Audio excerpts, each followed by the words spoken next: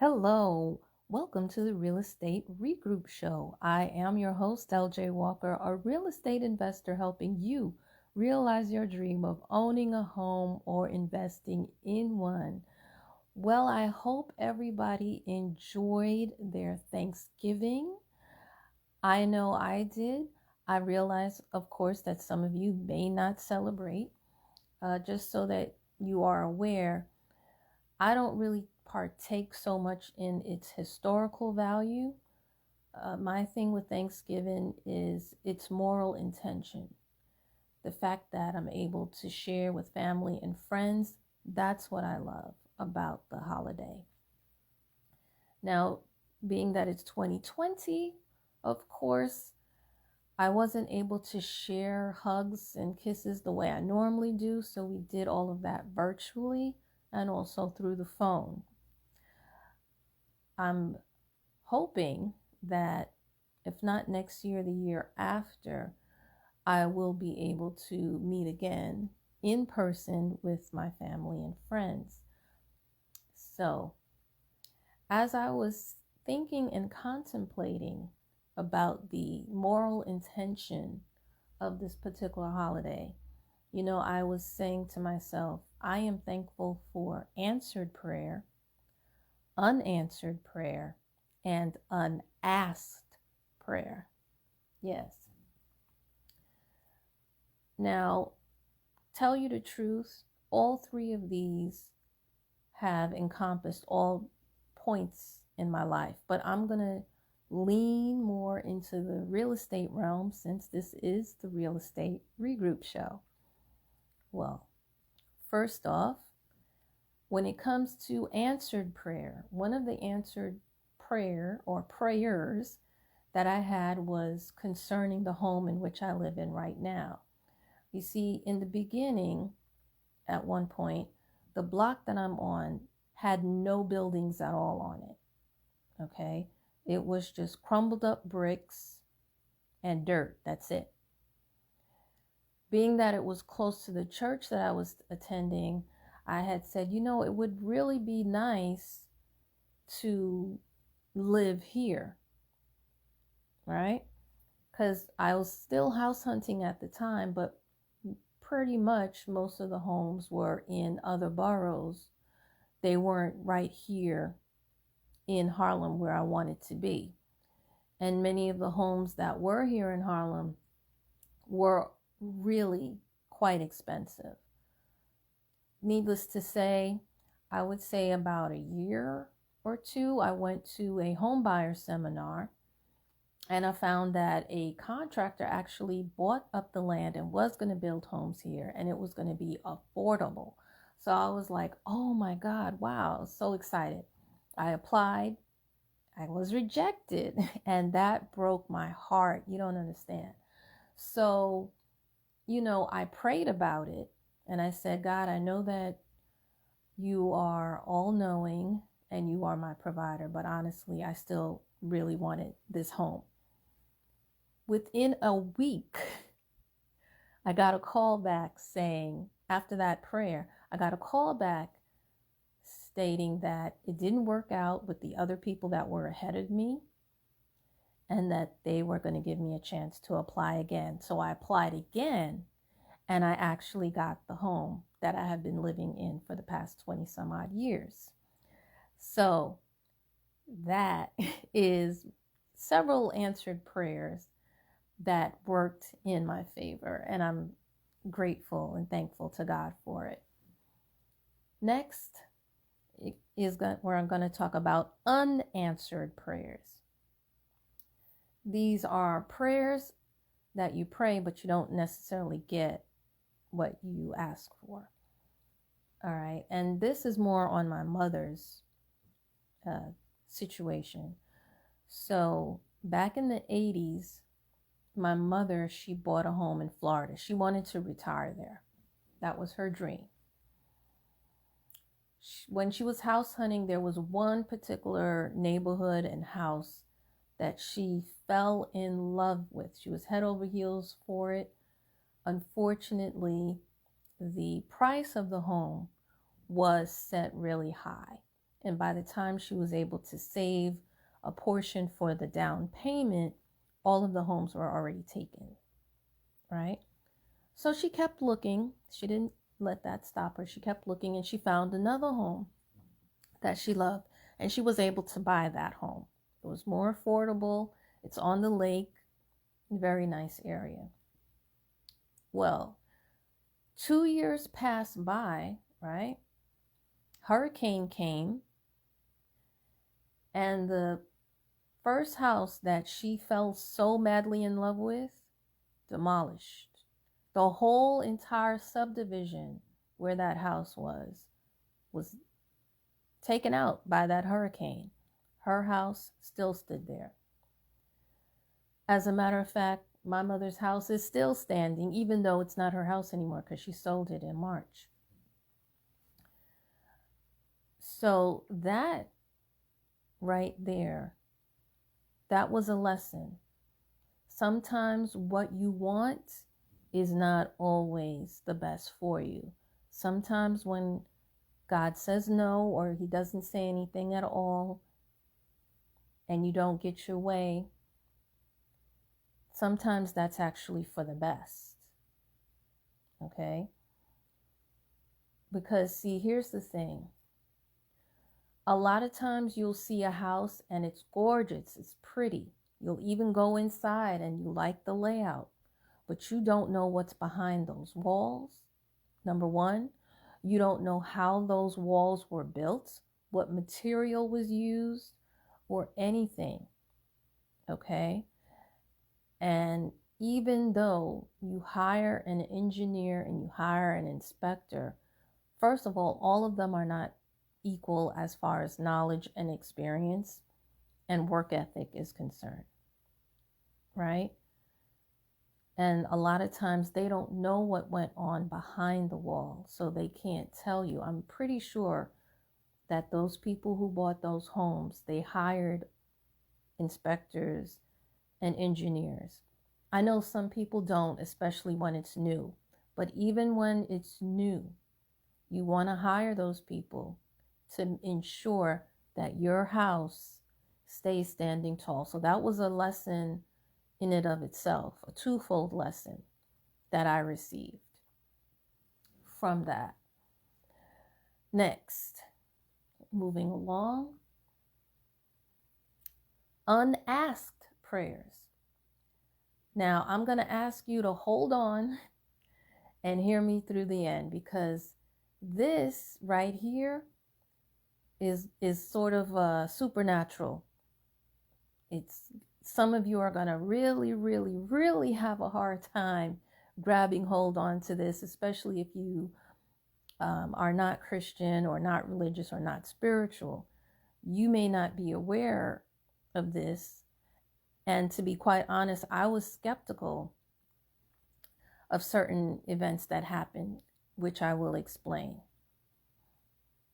Okay, with the unasked prayer, an unasked prayer is a prayer that you didn't pray at all. Okay, many of you who are Christian, you're told that, when you don't pray, that the Holy Spirit is praying for you. I know I was told that a long time ago, but it never really registered, and I didn't experience it until this particular incident happened. I went to a Christian conference that was held in a huge stadium. It was in New Orleans, Louisiana. It was my first time in that state and in that city. It was the first time I went to this particular conference as well. So the ministers are there and they tell us, turn to our neighbor and pray for them. Now, mind you, I'm nowhere near the stage. I'm way up in the stadium, in the nosebleeding seats, if you will, okay? So I turned to this lady. She's just a regular lady. She's not part of the conference or whatever. She's just like me, right? Well, I prayed for her, and then she prayed for me, and then she held me, and she told me some things about myself that I was like, wow, whoa. There's no way that she would know something like that, because people who know me probably aren't even aware of this. One of the things was that I don't like the spotlight. That's true. I'm the backseat person. I'm the one that likes to support other people, but I don't really like the spotlight like that, you know? So she was mentioning to me that God sees that and God knows that. I was like, wow, okay. you know? And then there was something else that, there was a number of things that she revealed to me, and it was like, like a car and all this other kind of stuff. It was like, well, wait a minute, hold on a second. I never asked, I never prayed. How is it that she knows this? It's like it was something that I thought about, but I never prayed to God and said, yes, I want this. You know what I mean? So, but let me tell you about the real estate part. This is the part that tripped me out the most. She said to me, there's a man in your life and he's getting on your nerves. So at first I was like, okay, she lost me, because I don't have a boyfriend and I don't have a husband. So what is she talking about? Right? And then she said it again.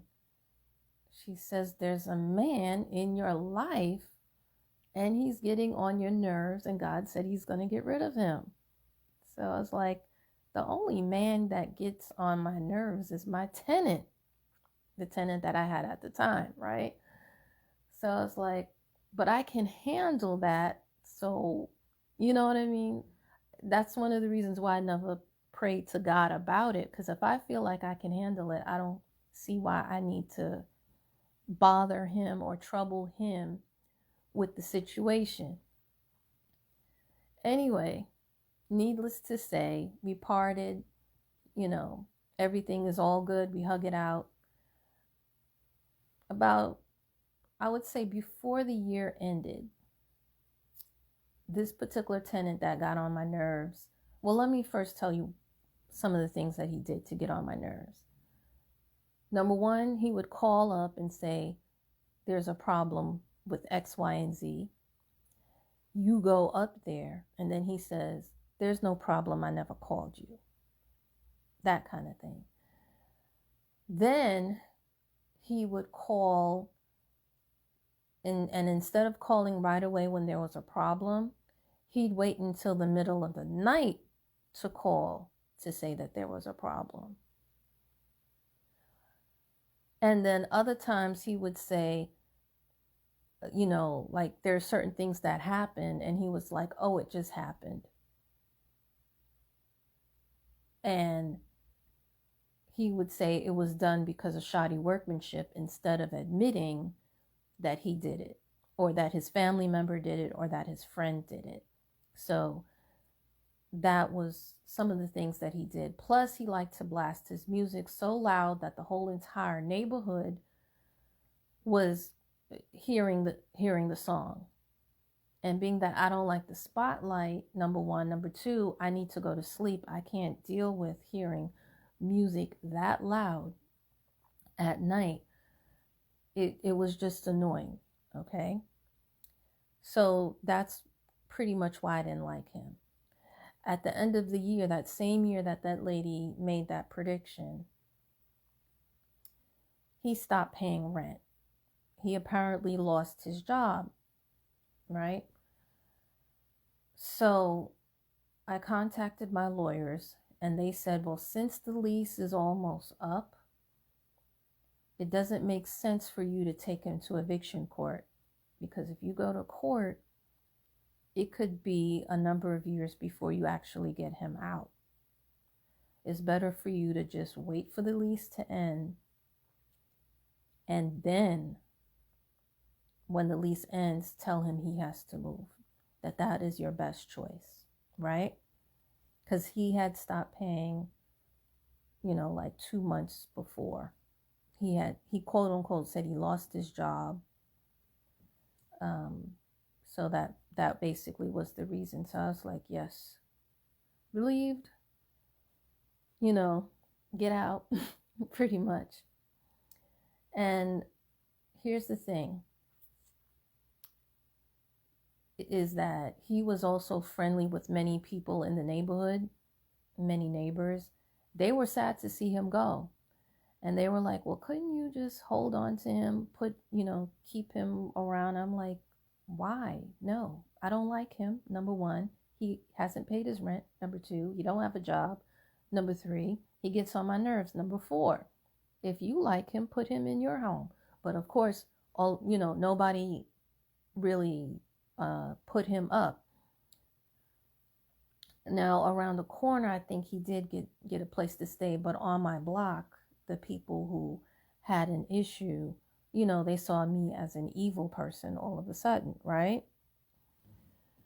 Because that's how, certain people work. They'll be very nice to select number of people, and then other people, they'll treat them differently.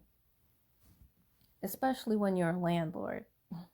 A lot of times you're seen as the evil one. Don't let that faze you. If they see you as evil, just be evil. I mean, don't be evil, but be whatever it is that they say, because what they're trying to do is they're trying to pull on your heart, trying to pull on your emotions so that they can get over on you. All right? Anyway, needless to say, he also, was friendly with my family. So my family, because they had liked him or whatever, even after he moved out of my house, I was still seeing him. And I didn't really appreciate that too much. And I did feel some kind of way about it. But, you can't really tell grown people who to be friends with and who not to be friends with, right? So, needless to say, time went on. And the next thing we know, he gets deported. And I got really confused, because when I went to the realtor gave me his papers. And in the paperwork, I saw the driver's license with his picture and his name and everything on it. So I was kind of perplexed as to how it is he could have been deported. But then I put two and two together. You got to realize, guys, this was about 20 years ago, 21 years ago. And what happened is that was when people were starting to steal other people's identity. Well, it turned out that the DMV is on it, but I do believe that there are some other government organizations, not the organization, but like people who work in the organization that set people up. And I know that during that time, a little after he got, not after he got busted, but like after he had already moved in and everything else like that, they had arrested some people who worked at the DMV because they were taking $500 under the table to create driver's licenses for people. And I suspect that that's what happened in his situation. That's why everything looked okay. But I also believe that that's also how he lost his job. He didn't tell me specifically what had happened, but putting two and two together and everything, I realized that yes, he lost his job because they found out that he was in the country illegally, and that's why they let him go. You see? So after this guy got deported, I no longer see him anymore. I am so grateful and thankful for that. So guys, now that I've shared with you my personal experiences with answered, unanswered, and unasked prayers, feel free to share what your personal experiences are, even if it's not real estate related, of answered, unanswered, and unasked prayers. All right, guys. So that's all that I have for you tonight. Hopefully, the information that I have shared will have inspired many of you when it comes to owning real estate, investing in real estate. Bye for now, and happy house hunting.